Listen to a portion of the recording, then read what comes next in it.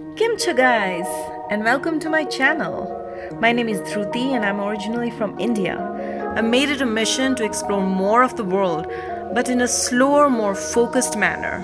So join me, my boyfriend Kevin, and my boo-boo Pilu on this journey to explore the gorgeous state of Oaxaca, where we will be starting off from Oaxaca city before making it all the way down to the coast. So another thing you'll find with the Airbnbs is that most Airbnbs and most houses here, most locals here have a lot of pets. Like one of my friends that I visited one time has 10 birds, 5 dogs, 4 cats, and had a horse.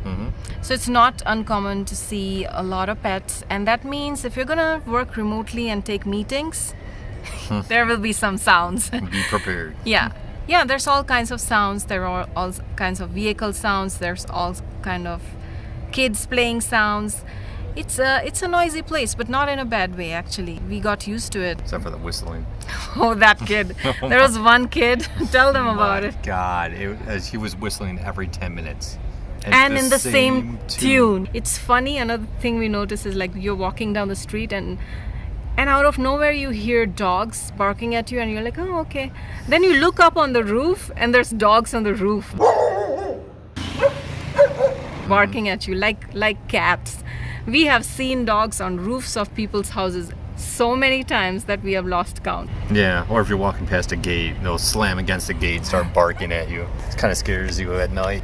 Not only are the Airbnbs eco-friendly, but stores are too. So if you go to a big store, like one of the big chains here is Chedraui, and we used to go there to buy our groceries, they ask you, if you have brought your own bag or if you want to buy a plastic bag. And they try to use as less plastic bags as possible. So they're very conscious about it. They're very conscious about recycling. So it's pretty good in that sense. Yeah, that's true. It gets people to bring their own bags, and they don't have boxes. It's not like Aldi's in the U.S. So just be prepared to bring a bag. Bring a bag. Bring your bags. So we're in the beautiful town of Santa Maria del Tule. It's very cute.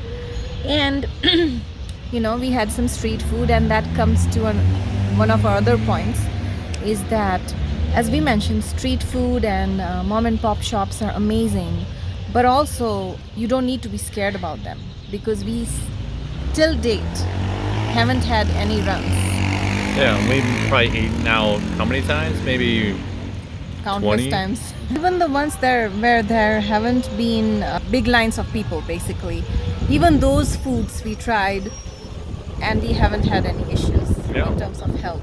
So street foods seem to be very, very safe to consume over here.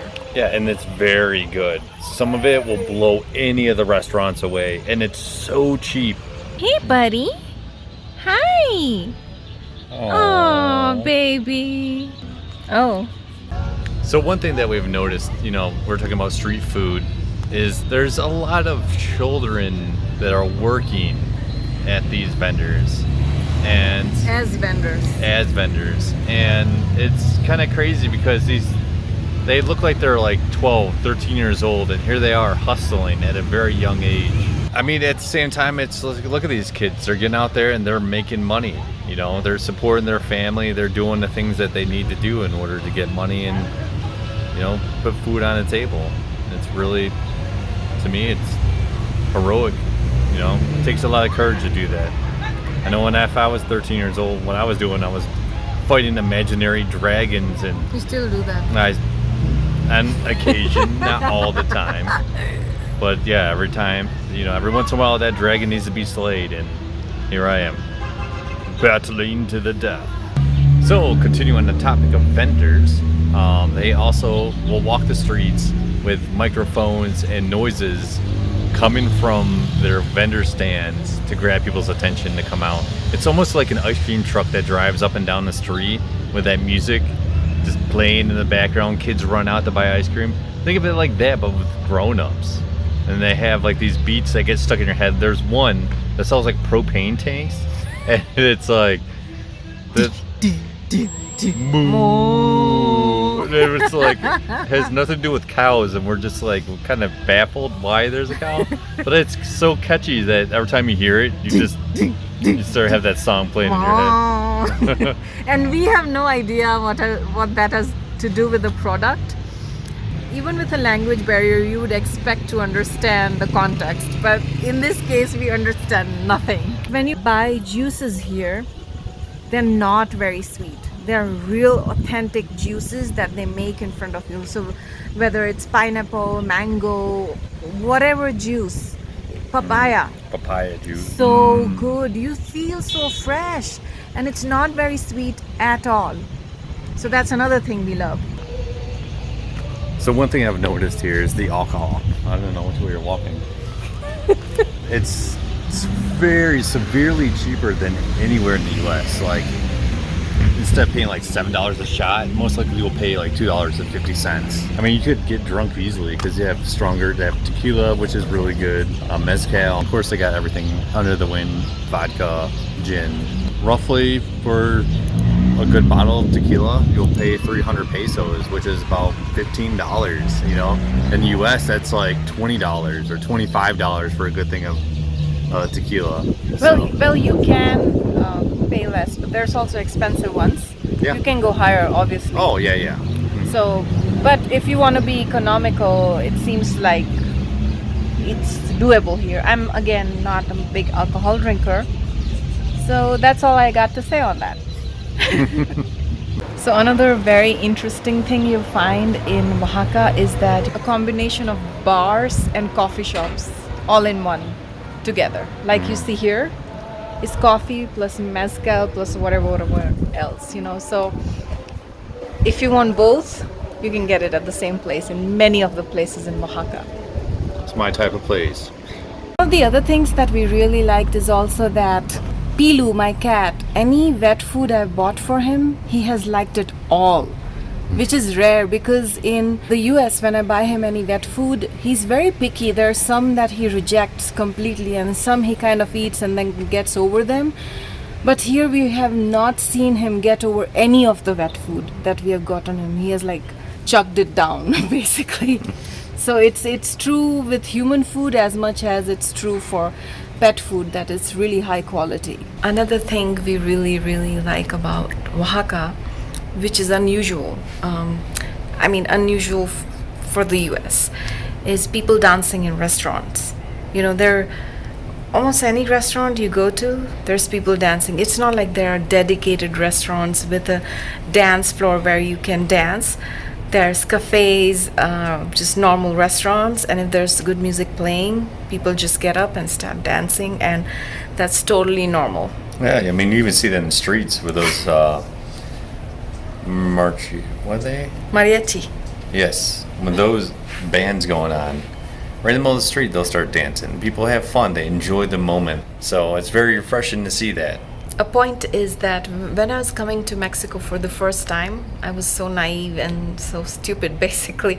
I just thought, oh, it's going to be all hot and desert-like and this and that. I mean, I just didn't research, and I was just going off of the images that I had of Mexico, and it got really cold in Oaxaca. I was here in 2019 for the Day of the Dead, as we are here for the Day of the Dead during October time frame. It gets really cold. That's because of the altitude, right? Yeah, it's that brings another point that Oaxaca is a high altitude city.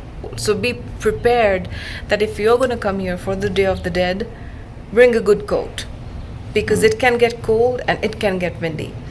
The other thing is also, as we kind of mentioned in one of our points before, that this is a walking city.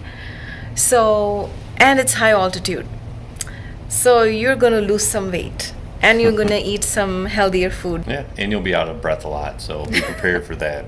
Yeah. And taking many stops, taking many breaks, because we have. And stay hydrated. Yeah, even though we work out, we still felt like we're just out of breath. Yeah. Terraces are a normal part of any structure here.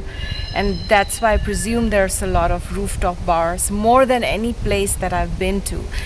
And it somehow is a great thing because during COVID, that's the place you want to be. I'm not saying a bar is the place you want to be. But if you want to go to a bar, you'd rather go to a rooftop bar than one that is not, because it's open air and there's less of a chance to get COVID. We also realized that they blast music.